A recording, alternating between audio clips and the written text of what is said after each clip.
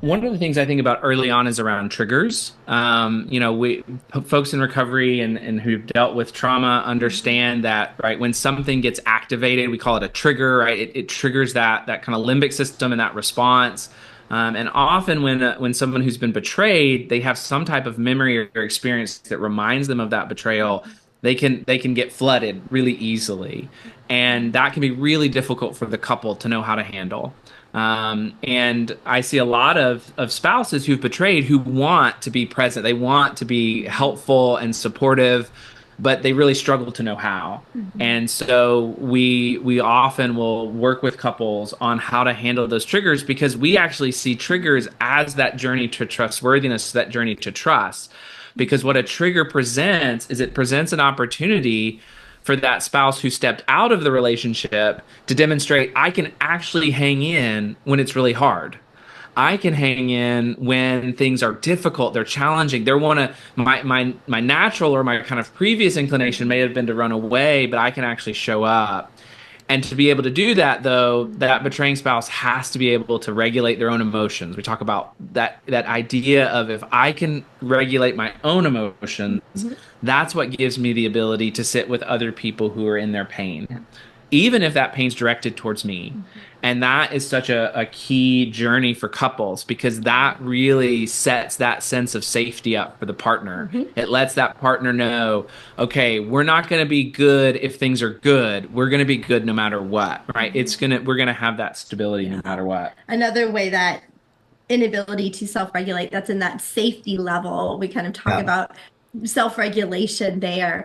I've had partners who have come in who they've done a lot of really good initial work and kind of like safety stabilization. I think there's a lot of really great resources now for couples out there starting the journey, a lot of structure. They've been through kind of a full disclosure, impact letter, things like that. Maybe his sobriety, his recovery is really good. And she's saying, I'm really struggling to trust him though, and I don't know why. She can't quite put her finger on it. And as we dig into it, we realize there are maybe some other areas in his life where he's struggling to self-regulate that her body is picking up on, right? And she knows how dangerous that is now, right? And so maybe it's has nothing to do with them. Maybe it's stress at work, right? And she knows that he said, you know what? When I feel really devalued or like a failure, in the past, I've acted out, right? But now I just get anxious. And if he's not dealing with that anxiety and that stress in a healthy way, he's carrying it around.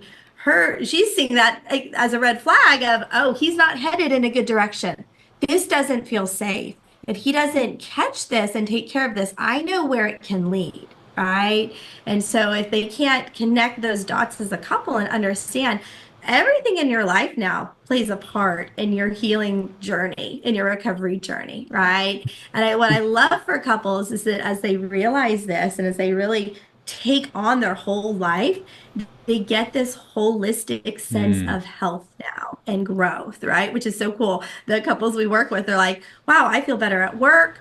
I'm a better parent, right? I relate to my friends better. Like all of a sudden, all these different areas of their life are getting transformed because they are getting healthier and they're showing up in those areas healthier. And so being able to kind of see where that regulation piece might be showing up and what tools are needed to really demonstrate that ability to self-regulate in all areas can sometimes help push that couple through that safety stage into kind of that rebuilding trust stage. Yeah.